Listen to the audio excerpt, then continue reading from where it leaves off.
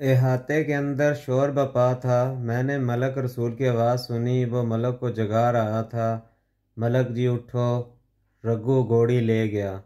अब्दुल घोड़ियों को लगामे चढ़ा दो। जल्दी कर ओए नूरे सुल्ताने बिजली, भागो मलक जी लाडो। ये आवाज़ें भयानक ख्वाब के झोंके की तरह उड़ते उड़ते मेरे कानों से टकराईं। फिर अहाते में क्या हुआ मैं कुछ नहीं जानता। मलक लाडो को अपनी औलाद की तरह अजीज रखता था। जब इसने लाडो की खुरली खाली देखी होगी तो यकीनन अपना सर पीट लिया होगा। वो गुलाम रसूल और अब्दुल पर बरसा होगा। इसने हाथे के अंदर सरकश वहशी ऊंट की मानद चक्कर खाए होंगे और अपने मज़ारों को तेज़ रफ्तार घोड़ियों पर मेरा ताक़ब का हुक्म दिया होगा। लेकिन अब किस माई के लाल में हिम्मत थी वो लाडो की गर्द को भी छू सके। वो तो हवा को पीछे छोड़ती उड़ी जा रही थी। मैं हाथे से 2-2.5 मील दूर निकल आया। एक नाले पर मैंने लाडो को रोक लिया।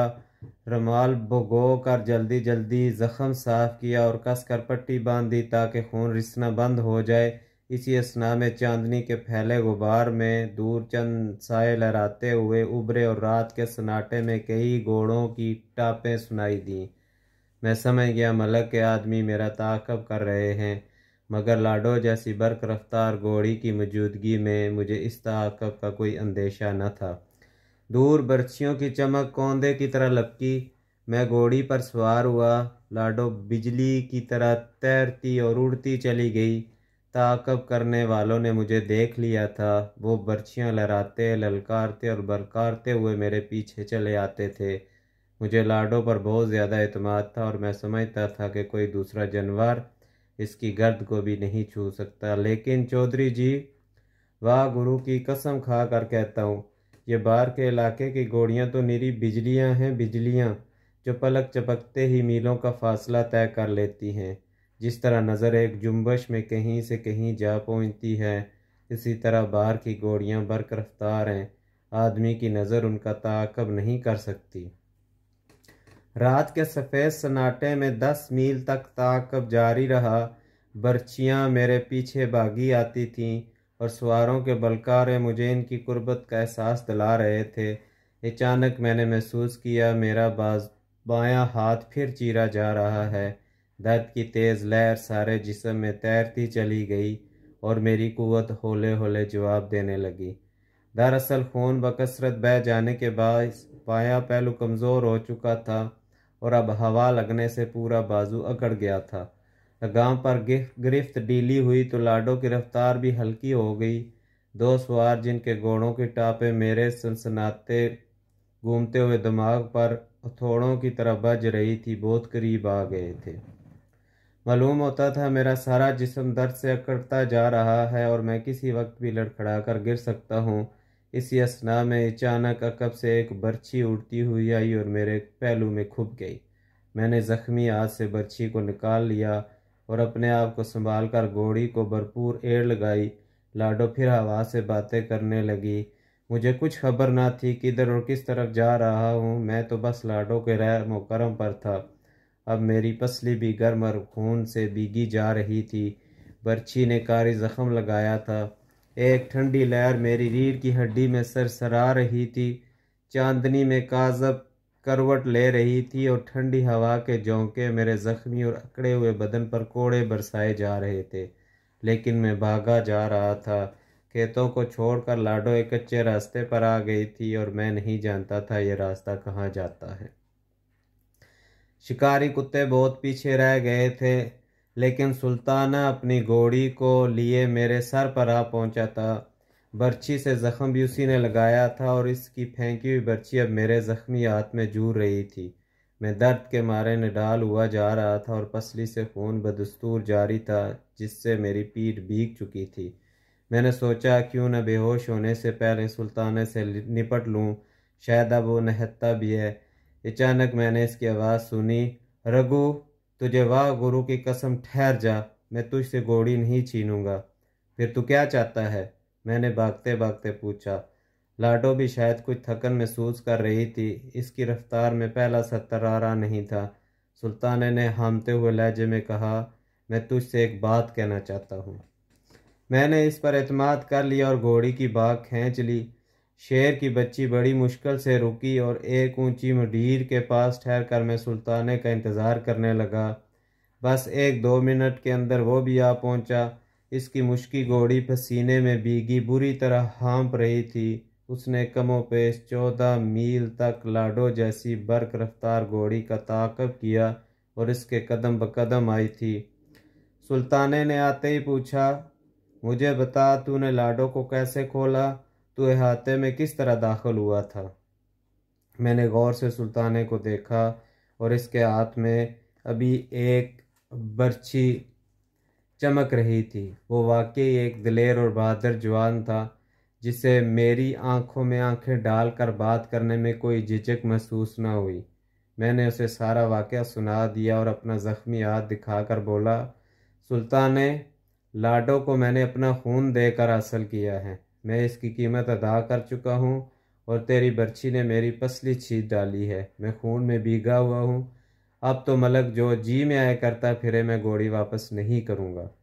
सुल्ताना मेरी कहानी सुनकर दंग रह गया। उसने तहसीन अफरीन नज़रों से मुझे देखा और कहने लगा, रघु, रसूल पाक की कसम, वाकई तूने लाडो की कीमत अदा कर दी और अब मलक को कोई हक नहीं पहुँचता वह तुझसे घोड़ी तलब करे। मैं तुझे मुबारकबाद देता हूँ। जा, लाडो को लेकर निकल जा और फिर इस इलाके में कभी ना आना। मेरा मतलब है लाडो के साथ हरगिज़ ना आना, वरना पछताएगा। क्यों? बस मैंने तुझे कह दिया। सुल्ताने की बात को याद रखना। रसूल पाक की कसम, अगर मैं चाहूँ तो लाडो को अब भी तुझसे छीन सकता हूँ। आज तक कोई आदमी मुझसे बचकर नहीं जा सका, मगर मैं समझता हूँ लाडो अब तेरी हो चुकी। बस इसको लेकर चला जा। मैं चाचे को समझा दूंगा, उसे बहुत दुख होगा, लेकिन कोई बात नहीं। यह कहकर सुल्ताने ने अपनी मुश्की घोड़ी का रुख मोड़ा और सुबह की चांदनी में वापस चला गया। बहुत दूर घोड़ों की टापें उभरी। शायद मलक के शिकारी कुत्ते भू सूंघते आ रहे थे। मैंने लाडो को एड़ लगाई और हवा हो गया। इतना कहकर रघु सांस लेने के लिए रुका। उसने अपना बायां हाथ कुर्ते के दामन से बाहर निकाला और मैं ये देखकर दंग रह गया। इसकी हथेली में पैसे के बराबर एक गोल सुराख था। मेरे वालिद भी इस गोल सुराख को देखकर दंग रह गए। मुझ पर तो एक अजीब सी कपकपी और सनसनी तारी हो गई। रघु ने मेरे चेहरे की तरफ देखा और बोला, बच्चे, ये वही सुराख है जो गुलाम रसूल ने किल्ली ठोकते वक्त मेरे हाथ में किया था। मैंने लाडो के लिए बड़ा दुख झेला है। फिर उसने पसली का ज़ख़म दिखलाया और कहने लगा, चौधरी जी, ये जानवर का शौक़ भी अजीब होता है। लाडो ही को देख लें, इसकी खातर मैं पूरे 3 महीने अस्पताल में पड़ा रहा। मेरे हाथ का ज़ख़म ख़राब हो गया था, बड़ी मुश्किल से ठीक हुआ और लाडो की याद में यह सुराख हमेशा के लिए मेरे हिस्से में आया है। मैं जब भी इसे देखता हूँ मुझे बैसाख की वो चांदनी रात याद आ जाती है जब मैं मलक के हाथे में घास और पराली के ढेर में जा छुपा था। अस्पताल में मुझे सुल्ताने की बातें रह रह कर याद आती थीं। वाकई वो बहादुर आदमी था और इस रात मुझसे घोड़ी छीन लेना इसके लिए कुछ मुश्किल न था, क्योंकि मैं ज़ख्मी हो चुका था। फिर इसकी मुश्की घोड़ी भी लाडो से कुछ कम तेज़ रफ्तार न थी, लेकिन मेरी दिलेरी और ज़ख्मी हालत को देखकर उसने मुझे छोड़ दिया और खाली हाथ वापस चला गया। चला कहाँ गया? वाह गुरु की कसम, वो तो मेरे जहन में आ घुसा था और कभी कभार मैं सोचता, अच्छा सुल्तान, अगर कभी किस्मत ने यावरी की तो तेरे एहसान का बदला चुकाने की ज़रूर कोशिश करूँगा। इसकी एक बात रह रह कर मुझे बेचैन कर रही थी। उसने कहा था, लाडो को लेकर इस इलाके में कभी ना आना, वरना पछताएगा। और मैं सोचता था, सुल्तान ने किस बात का क्या मतलब है? क्या वो मुझे बुज़दिल समझता है या बाहर की तेज़ रफ्तार घोड़ियाँ लाडो को घेर लेंगी? आखिर वो कहना क्या चाहता था? यकीन जाने चौधरी जी, सुल्तान की बात 3 माह तक मेरे जहन के गोशों में एक भगोले की तरह घूमती रही। जब मैं अस्पताल से निकला तो ये इरादा कर चुका था मैं एक मर्तबा लाडो को लेकर मलक के डेरे पर ज़रूर जाऊंगा। जो होगा देखा जाएगा। कम अज़ कम सुल्ताने को ये तो मालूम होगा रघु डरने वाली जिन्स नहीं। 3 माह का अरसा मैंने लायलपुर में गुजार दिया था। लाडो एक सरदार अजल सिंह की ज़मीनों पर बेच दी गई थी जो समंदर की तरफ वाक़या थीं। अस्पताल से निकलकर मैं सीधा अचल सिंह के मरबों पर पहुंचा। लाडो पर बला का रूप आ गया था। वो पहले से कहीं ज़्यादा सडोल और हसीन लग रही थी। मैंने चंद रोज़ अजल सिंह के मुरब्बों पर गुजारे, फिर लाडो को लेकर चल दिया। इस दौरान मलक ने लाडो की तलाश जारी रखी थी। उसका ख्याल था शायद मैं घोड़ी को लेकर माचे के इलाके में चला गया हूँ। इसने गुलाम रसूल को अमृतसर भेजा और वह जनाला के पास के गांव में ठहरा रहा।